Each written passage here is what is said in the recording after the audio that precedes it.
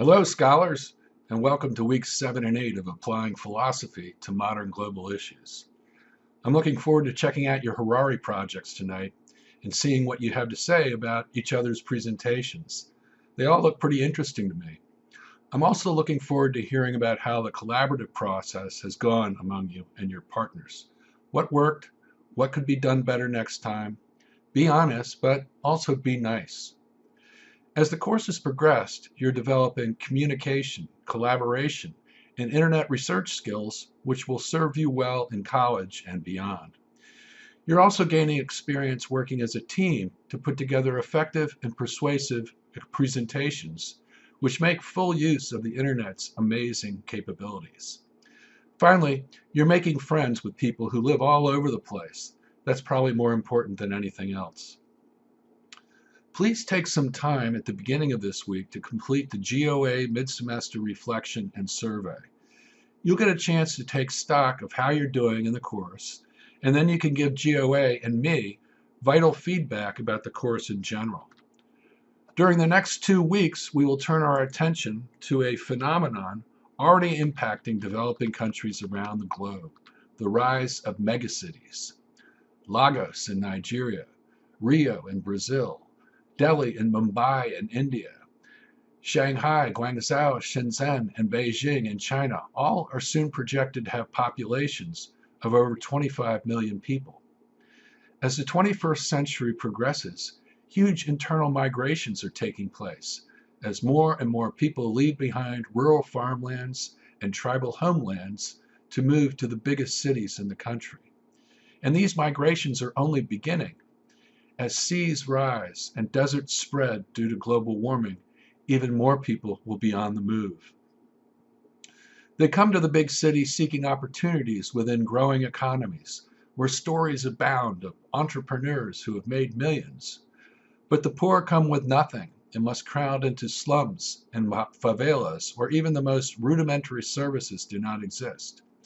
No plumbing for sanitation and cooking, ramshackle housing, hopelessly inept schools, inadequate hospitals, corrupt government agencies, and rampant crime. Yet still, the people come, because at least in the city, hope exists that someday a family may claw its way into the middle class.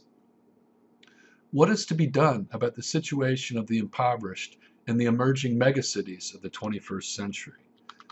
Should the government take responsibility for the health, education, and safety of the people who live off the grid? Or should the government concentrate on growing the economy to create more opportunities for the enterprising, leaving the poorest of the poor to fend for themselves?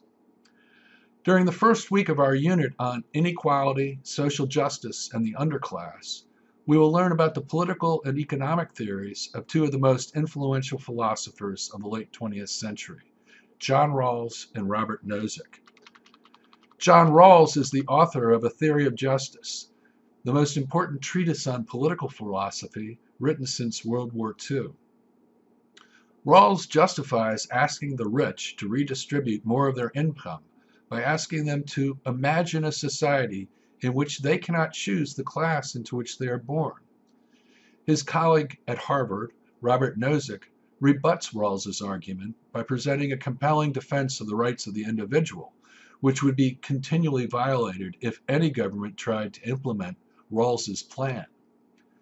Later in the opening week, we'll fan out across the globe on an internet hunt to find stories from the largest cities in the world: Beijing, Mexico City, Lagos, Mumbai, Delhi, and more.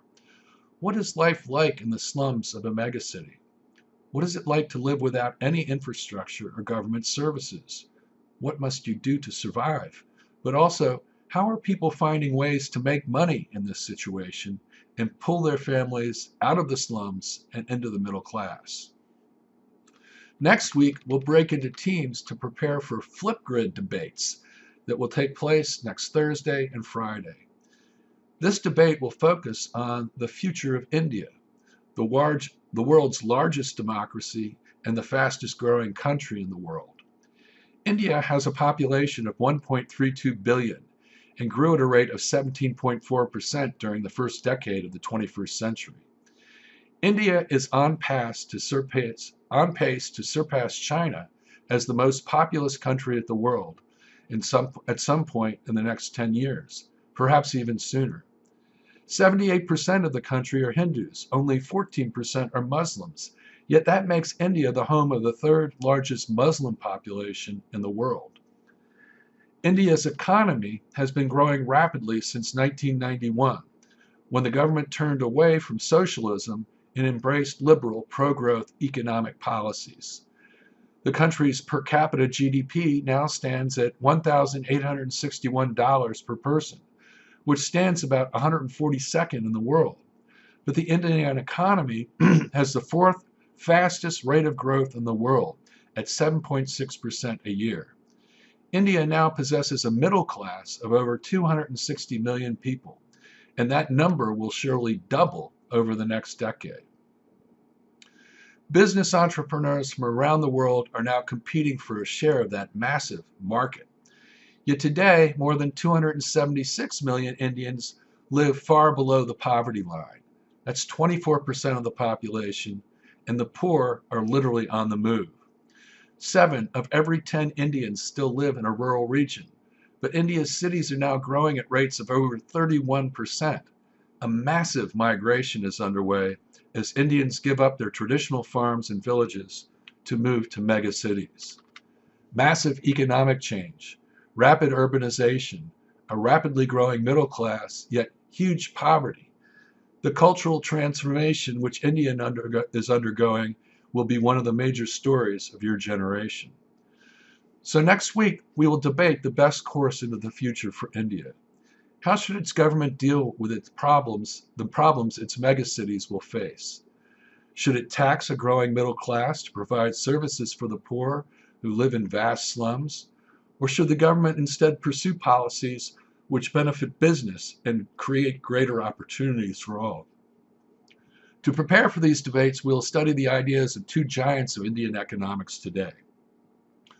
Amartya Sen and Jagdish Bhagwati take similar positions to Rawls and Nozick, respectively. These 2 intellectuals have been the principal antagonists in a public debate over the benefits of development versus growth over the past several years.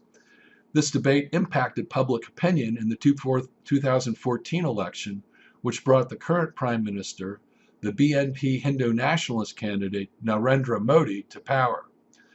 Sen argues that government commitment to improving the health and education of the poor will lead to greater productivity for the economy as a whole. Bhagwati argues that such massive social programs would slow economic growth and actually harm the chances of poor people to escape poverty. Here's the debate resolution.